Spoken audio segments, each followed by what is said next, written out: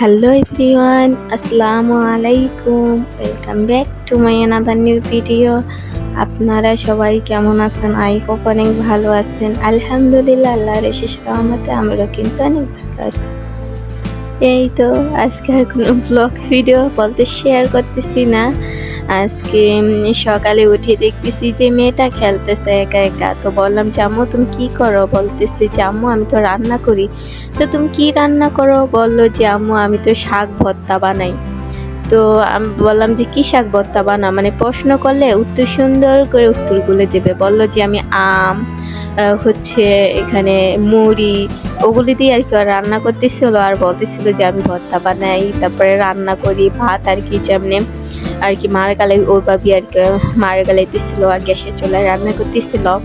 তো এর একটু ভিডিও ক্লিপ নিলাম আপনাদের মাঝে শেয়ার করলাম। আমার পাকা বুড়ি যে রুমের মধ্যে থেকে কত পাকনামি করে আর কি বলবো, মানে আমাকে যা দেখে করতে হয় ঠিক আর কি তাই করতে চাই। যদি দেখে আমাকে রুমটা ঝাড়ু দিতে বলে যে আমি দেব, ঝাড়ুটা আর কি কেড়ে নিয়ে যায়। তো যতটুকু পারে চেষ্টা করে দেওয়ার জন্য। তো এখানে যেহেতু আমি রান্না করব, তো ওইও আর কি ওর গ্যাসের চুলা দিয়ে আর কি রান্না করতেছিল হাঁড়ি পাতিল দিয়ে।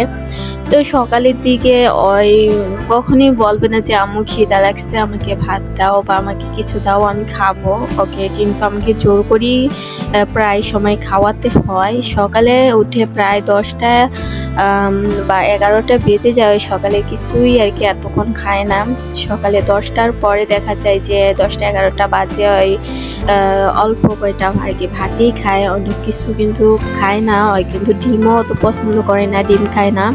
এমনিতে আবার দুধটা পছন্দ করলে ডিম কিন্তু খুবই কম পছন্দ করে বা খাই না বলতে গেলে। তো ডিমটা ওকে আমি খাওয়াতে পারি না। তো ওকে আর কি আমি জিজ্ঞেস করলাম যে তুমি আলুর ভর্তা খাবা? তো বললো যে হ্যাঁ আম্মু দাও। আলুর ভর্তা কি এখানে কিন্তু কোনো মরিচ অ্যাড করবো না, শুধু পেঁয়াজটা ভেজে আর কি লবণ দিয়ে একটু ভর্তাটা বানিয়ে দেবো। তো গরম দুগো ভাত রান্না করলাম। যেহেতু আমরা রোজা থাকি, আমার মেয়েটার জন্য আলাদা দুগো আমি গরম ভাতই রান্না করে দেই। আমরা রোজা থাকি, হয়তো আর কষ্ট করলে হবে না, ওকে তো দুগো ভাত আর কি খাওয়াতে হবে। তো ও কারণে ওর জন্য একটু আলুর ভর্তা বানিয়ে দিলাম সকালে, আর হচ্ছে গরম ভাত রান্না করে দিলাম। আর যেহেতু সেহরির পরে সেহরির রান্নাটা কিন্তু আমরা দুপুরেই করে নিই, তো এই কারণে আর কি ফ্রিজ থেকে যা যা রান্না করবো সবই আর কি আমি গুছিয়ে নিতেছিলাম। এখানে শাকগুলো আমি আগেই বেছে আর কি রেখে দিয়েছি ফ্রিজে। একেবারে শাক আনলে দেখা যায় যে একসাথে আমি সবগুলো বেছে ফ্রিজে রেখে দেই, পরবর্তীতে আর দেখা যায় যে বাচ্চার ঝামেলাটা থাকে না। শাকগুলো বেছে রেখে দিয়ে এখন শুধু ধুয়ে আর কি রান্নাটা করে দিব। আর দেখা যায় যে ধুয়ে আর কি পরিষ্কার করে রাখলে পরবর্তীতে দেখা যায় ওগুলো আর পরিষ্কার করা লাগে না, রান্নাবান্না খুব তাড়াতাড়ি সহজেই হয়ে যায়। এখানে আমি কিছু মরিচ আর কি এই মুদির দোকানগুলোর থেকে আনছি। দেখা যায় যে মুদির দোকানে আর কি সবজিগুলো ভালো পাওয়া যায় না, তো আমি মুদির দোকান থেকে কোনো সময় আর কি বেশি কিছু কাঁচা বাজার করি না, বাজারেই চলে যাই।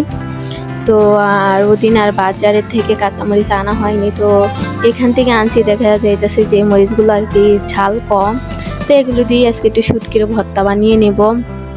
এই তো শুটকির ভর্তা বানিয়ে নিতেছি আর শাক রান্না করবো, যেহেতু প্রতিদিনই রোজা রেখে তরকারি আমার কাছে আর ভালো লাগে না, মন চায় আর কি একটু ভর্তা খেতে। তো আজকে একটু শাক রান্না করলাম আর একটু ভর্তা বানাবো, আর কোনো কিছুই রান্না হবে না, আর একটু ইফতারির আয়োজনে এই। তো আপনাদের সাথে অনেক কথাই বললাম, আপনাদের মাঝে কিন্তু আমি আমার এই সারা দিনের কিছু টুকিটাকি মুহূর্ত শেয়ার করি। ভালো লাগলে প্লিজ একটা লাইক দিয়ে আমার চ্যানেলটাকে সাবস্ক্রাইব করে আমার নতুন বন্ধু হয়ে আপনারা কিন্তু আমার পাশে থাকতে পারেন। আর অলরেডি যারা আমার চ্যানেলটাকে সাবস্ক্রাইব করে দিয়েছেন তাদেরকে জানাই অসংখ্য অসংখ্য ধন্যবাদ। এইভাবেই আমাকে সাপোর্ট করবেন, এইভাবেই আমাকে ভালোবাসবেন। ইনশাল্লাহ আমিও সবার কে ভালোবাসা দেব, সবাইকে সাপোর্ট করব, সবার পাশে সব সময় থাকবো।